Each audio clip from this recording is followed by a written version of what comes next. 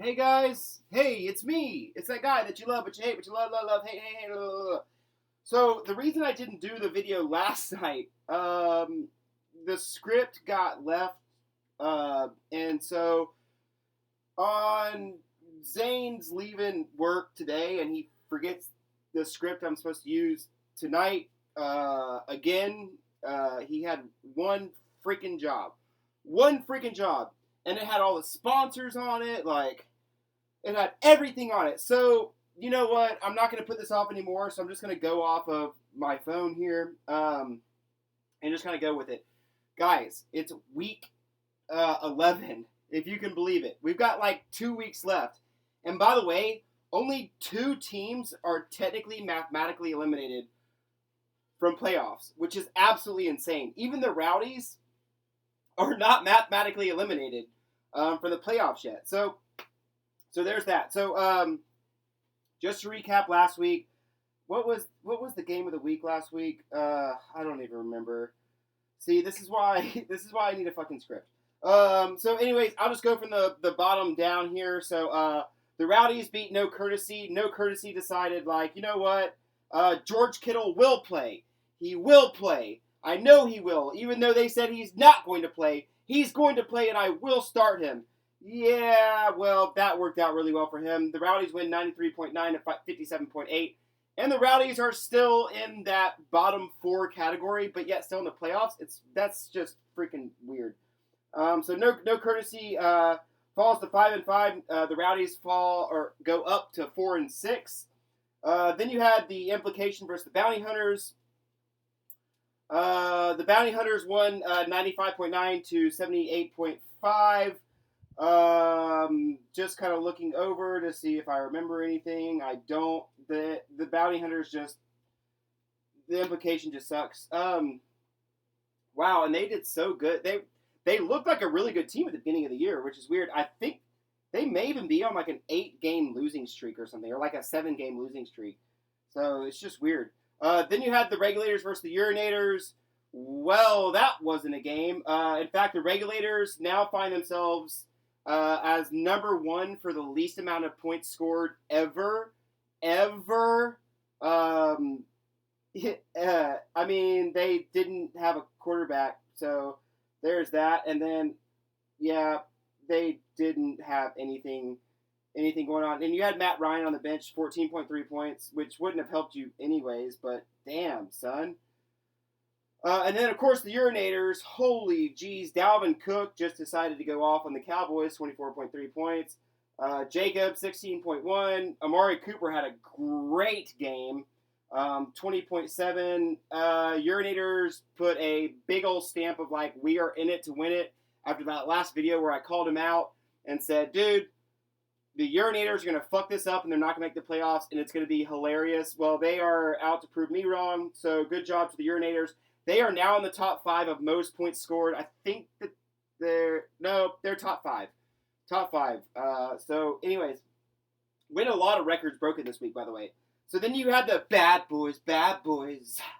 What you gonna do? What you gonna do when they bad boys? What you gonna do? What you gonna do? What you gonna do when they come for you?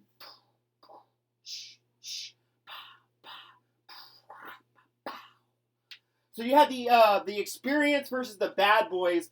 Man, this was a close game, and I knew it was going to be a close game. I thought the Bad Boys were going to lose this game simply based on their bye weeks, if I remember correctly. They pulled off a very close win, 89.3 against the Experience's 82.3. And, you know, the Experience has got to have been hating themselves because they left some points on the bench. Michael Gallup, 13.6. Jarvis Landry, 15.7. Robert Woods, 9.5. I mean, golly, that's just brutal. Then you had the Phalanx versus Voldemort. We kind of knew this was going to happen because Voldemort had a ton of players on bye, but I don't think it would have mattered because the Phalanx are over here with Dak Prescott, 25 points. Aaron Jones, 27.3. Tyreek Hill, 22 points. Andrews, 17.3. Then you had the Baltimore defense with 24 freaking points. This lands them in a top 3 spot for most points ever scored. The second place team in most points ever scored, yeah, you guessed it, the Phalanx from 2018, so from last year. That's kind of interesting.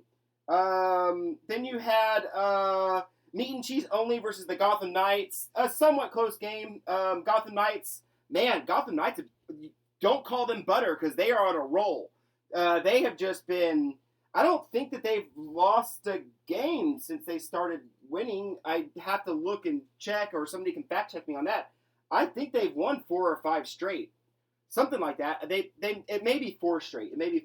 So, anyways, that's the recap. I think, man, it was a bad week for picks. I think I was 2-4 on picks, but for the year, it still puts me in a good spot. So, so this week we've got the game of the week is the Gotham Knights versus the Phalanx, and here's why.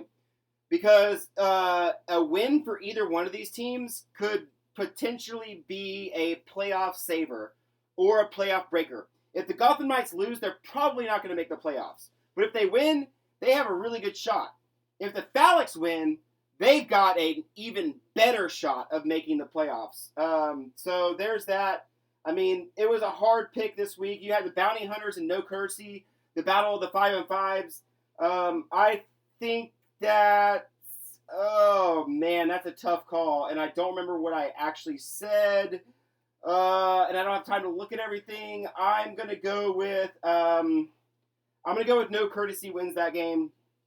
I think I actually said Bounty Hunters originally. Gotham Knights, the Phalanx. I'm going to say that the Phalanx win that game to go ahead and just move towards the playoffs. Voldemort versus the Bad Boys. I mean, neither team really cares. I think the Bad Boys are going to make the playoffs anyways. But give me Voldemort because I think he's back after that bye week.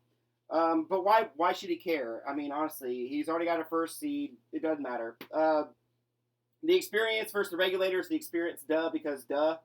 The Urinators versus the Implication Urinators because duh. And then the Rowdies versus Meat and Cheese Only. I'm going to take the Rowdies, even though Meat and Cheese Only is projected a crap load more. The game tonight, if Nick Chubb does well, that will change very quickly. But every time I pick the Rowdies, they lose, and then every time I don't pick them, they win. So I want them to lose. So I'm going to pick the Rowdies because I still want to be in that. If I'm not going, the Rowdies are not going to make the playoffs. I mean, if they did, it would be absolutely. Your brain just wants to explode. So I'm not going to do a playoff breakdown yet, guys, because there's still so many moving parts. I think this might be the craziest year of fantasy football to come down to the second to last week, and technically all the teams are still in it except for 2. Usually it's all the teams are in it except for like 4 or 5 at this point. So, yeah, super crazy. So hopefully everything pans out where I can do a breakdown next week of the playoff situation, and hopefully Zane does not forget the